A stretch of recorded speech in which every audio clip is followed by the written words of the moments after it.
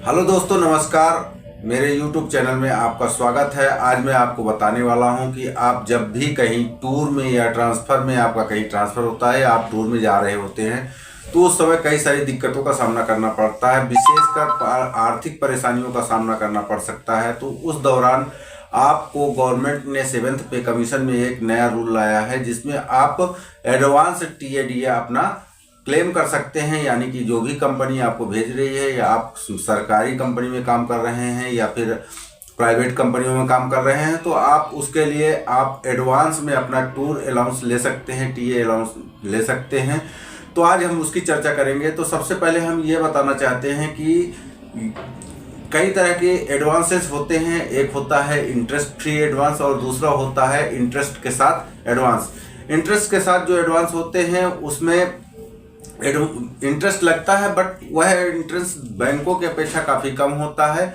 और कुछ एडवांस होते हैं जो इंटरेस्ट फ्री एडवांस के अंतर्गत आते हैं। तो जो TA टूर के संबंध में या ट्रांसफ़र के संबंध में आता है तो इसमें एक्चुअल में जो है ये इंटरेस्ट फ्री के अंतर्गत आता है, जो 7th पे कमीशन में रूल 39 के अंतर्गत आता है।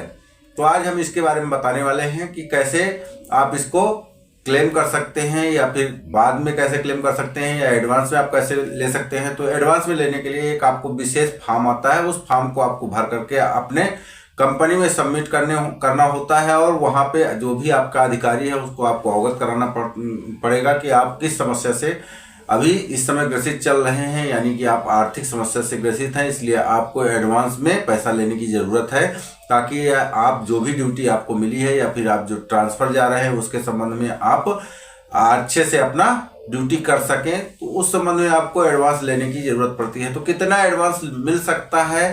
तो सबसे पहले ये है कि आप किस कैटेगरी की एम्प्लॉय आते हैं, आपका ग्रेड क्या है, पे लेवल क्या है, इस पर निर्भर करता है कि आपको कितना एडवांस मिलेगा। दूसरा है कि आप किस मोड से ट्रेवल कर रहे हैं। मोड यानी कि आप ट्रेन से ट्रेवल कर रहे हैं, कार से कर रहे हैं, बाई एयर कर रहे हैं, शिप कर रहे हैं, बस से कर रहे हैं। जिस भी साधन से आप जर्नी कर रहे हैं उसका संबंधित जो भी आपका जो पैसा बन रहा होगा वही पैसा मिलेगा। दूसरा होता है कि मोड आप ट्रेवल के अलावा जो है आपने को कौन सा एकोमोडेशन मिल सकता है, आप किस टाइप के होटल में रुक सकते हैं। यानी कि आप जब टूर में गए हैं तो वहाँ टूर के दौरान आप जिस होटल में वैलिड है उसी होटल में रुक सकते हैं। जैसे कि जनरली 1000 रुपये तक का होटल आप सभी के लिए वैध होता है। अब वो पे लेवल पर निर्भर करता है कि आपका पे लेवल कितना है। तीसरा है कि आपको खाने के लिए मिनिमम जो है 500 रुपये से 2000 रुपये तक की व्यवस्था की गई है, वो आपके पे लेवल पर निर्भर करता है।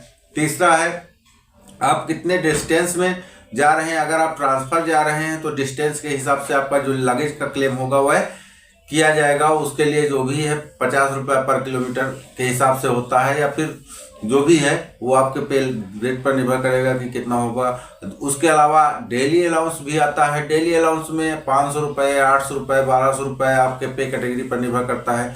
इस तरह से अगर हम देखें तो इसमें हमारे जो भी अमाउंट बनता है वह हमारा मोड ऑफ ट्रेवल के हिसाब से आता है, क्लास ऑफ एकोमोडेशन के हिसाब से आता है, डिस्टेंस स्लैब के हिसाब से आता है, डेली अलाउंसेस के हिसाब से आता है। और इन सारी चीज़ों को जोड़ करके जितना पैसा बनता है उतना पैसा आप अपनी कंपनी में क्लेम कर सकते हैं कि श्रीमान जी आप हमको इतना पैसा आप एडवांस में देने की कृपा करें, और कंपनी आपको वह पैसा एडवांस में प्रोवाइड कराएगी ताकि आप अपनी यात्रा को, ट्रांसफ़र को या टूर को जो भी आपको दायित्व दिए गए हैं उसको अच्छे से कर सकते हैं और बिना पैसे की कमी से कर सकते हैं। तो इस तरह से आप अपनी कंपनी में ये बात रख सकते हैं, अपने जानकारी, अपने अधिकारों को समझ सकते हैं कि किस प्रकार से आपकी कंपनी आपकी मदद कर सकती है। धन्यवाद।